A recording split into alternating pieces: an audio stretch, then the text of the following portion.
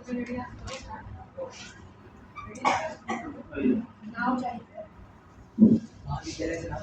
महाविद्यालयाचं नाव सांगायचं नाही, पण आपला स्पर्धक आलेला आहे, आपला मित्र आलेला आहे पुण्याहून, विश्वास ताई. ठीक आहे, महाविद्यालयाचं नाव सांग.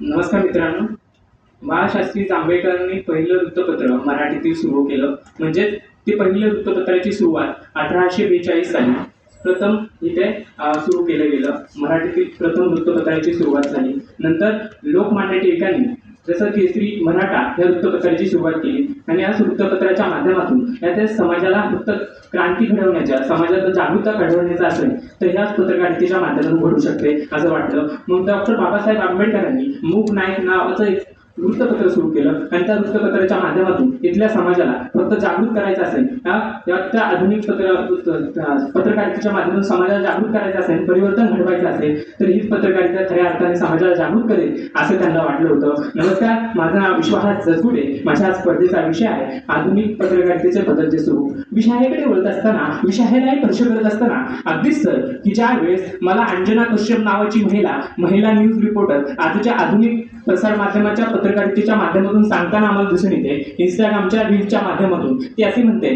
की आजची पत्रकारिता ह्या पत्रकारिता आजच्या समाजाचा चौथा आधारस्तंभ आहे, ती आज विकली गेली आहे. आज आपण म्हणतो की राजकीय नेत्यांनी विकत घेतलेली आपल्याला दिसून येते. मग तीच राजकीय नेत्यांनी विकत घेतल्याने आम्हाला इथल्या समाजाला फक्त त्या समाजात खरी माहिती, समाजाचा लोकांचा आवाज बनण्याचं काम करायचं होतं ना, त्यावेळेस मी राजकीय नेत्यांचा आवाज बनून त्यांचे आवाज बनण्याचं काम केलं. समाजाचा आरसा बनणं काम ह्या पत्रकारितेचं काम आहे. ते काम आम्ही केलं नाही. मग नंतर ती स्वतः अंजना कश्यप म्हणते की मी राजकीय नेत्यांचे इतकी बोटं चाटली की चाटून वैतागून गेले, कारण मला इथल्या समाजाला आरसा बनता आलं नाही, आधारस्तंभ बनता आलं नाही. कारण आजचे पत्रकारिता फक्त आधुनिक जीवनातली पत्रकारिता फक्त एकच काम करते की फक्त TRP या युट्यूबमध्ये व्ह्यूज मिळवण्याचं काम. ह्याच पत्रकारितेचं माध्यम आम्हाला आजच्या काळामध्ये दिसून येतं. मग हीच पत्रकारिता जेव्हा विकली गेली तेव्हा आम्हाला दिसून येते. मग आम्हाला पहलगाममध्ये हमला झालेला आम्हाला दिसून येतो. त्या पहलगाममध्ये 26 हिंदू लोकांना मारलं गेलं. म्हणजे पर्यटन स्थळामध्ये गेलेल्या लोकांना फक्त गोळ्या झाडल्या गेल्या. हीच आम्हाला बातमी आम्हाला प्रसार माध्यमाच्या माध्यमातून गेली. तू कोणता हिंदू आहे, तू कोणता मुसलमान आहे, ह्या पत्रकारितेच्या माध्यमातून आम्हाला प्रसार माध्यमाच्या माध्यमातून दाखवले गेले. ही आधुनिक प्रसार माध्यमाच्या पत्रकारितेच्या माध्यमातून ह्याच समाजाला दाखवलं गेलं. पण नंतर त्याच दुसऱ्या दिवशी इंस्टाग्रामच्या रीलच्या माध्यमातून जे जिवंत होतात की आम्ही मेलो नाही, आम्ही जिवंत आहे हे सांगण्याचं काम ह्याच प्रसार माध्यमाच्या माध्यमातून केलं गेलं. म्हणजे ज्या वेळेस इथली प्रसार माध्यमे विकली जातात, पत्रकारिता विकली जाते, त्यावेळेस सर्वसामान्यांच्या हातामध्ये, आपल्या हातामध्ये आलेल्या आधुनिक काळामधल्या स्मार्टफोन असेल, म्हणजे मोबाईल असेल, त्याच्या माध्यमातून लोक जिवंत होतात आणि स्वतःचे हक्क बजावण्याचा आणि अधिकार सांगण्याचं काम देखील करताना आम्हाला दिसून येतात. हीच पत्रकारिता ज्या वेळेस आम्हाला इथेच कळतं की ज्या वायुसेना, ज्यावेळेस हिंदू महिला, ज्यावेळेस पहलगाममध्ये आतंकी हमला झाला नसेल त्यावेळेस तिथल्या महिलेनं, हिंदू महिला असेल, वायुसेनेतली मुस्लिम महिला हे एकत्र येऊन त्याच पाकिस्तान मधल्या लाहोर काबीज केलं गेलं, कराची एअरपोर्ट उडवलं, असा बॉम्बने टाकलं गेलेलं ह्या प्रसार माध्यमांनी, आमच्या भारतीय प्रसार माध्यमाने, या भारतीय पत्रकारितेने आम्हाला सांगितलं.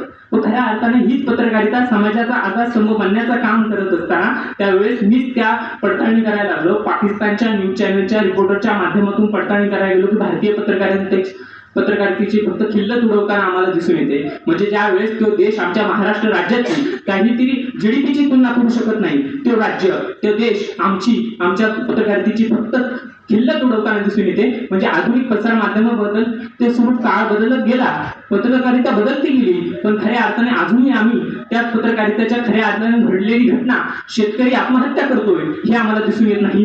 हीच पत्रकारिता समाजातल्या शेतकऱ्यांच्या व्यथा वेदना सांगण्याचं काम ज्या पत्रकारितेचं काम आहे. खरी घटना, घडलेली घटना हे पत्रकारितेचं सर्वसामान्य लोकांचं काम असतं. त्या पत्रकारिता जर आज विकताना आम्हाला दिसून येते.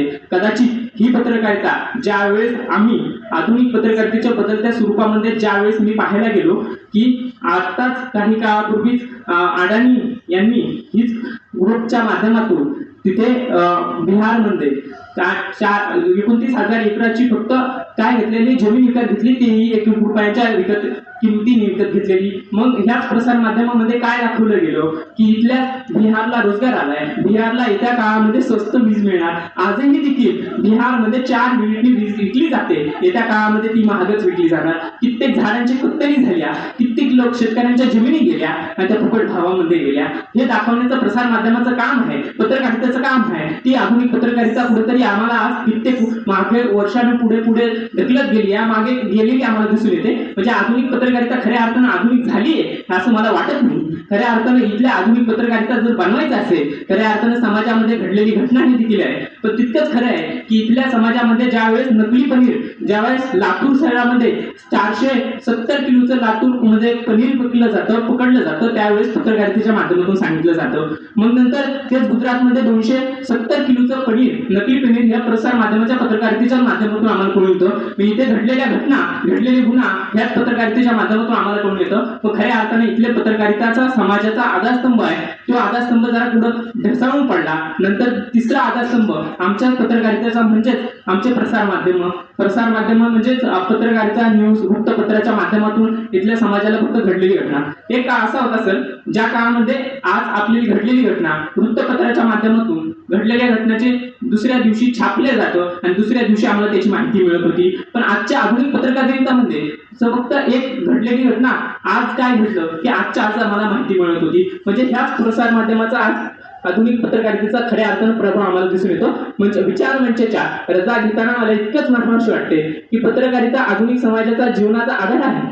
पण खऱ्या अर्थानं ज्यावेळेस इथली आधुनिक पत्रकारिता ज्यावेळेस ढासळते, इथल्या पत्रकारितेचा आधारस्तंभ ज्यावेळेस खऱ्या अर्थानं मजबूत ठेवायचा असेल, तर खऱ्या अर्थाने तुम्ही आम्ही आमच्या हातामध्ये असलेला फोन ते खऱ्या अर्थाने आम्हाला स्वतःला जागृत करणं गरजेचं आहे. आणि ते जागृत करण्याचं काम हे आमच्या प्रसार माध्यमाच्या माध्यमातूनच होऊ शकतं. मग त्यानंतर आम्हाला इथल्या समाजातला सामाजिक घटना घडाव्या अशा वाटत असेल की मग धैर्य, शक्ती आणि आम्हाला वाटतं की समाजामध्ये जागरूकता पसरवण्याचं काम प्रसार माध्यम वगैरे विचार मंचाची रजा घेतो. मनपूर्वक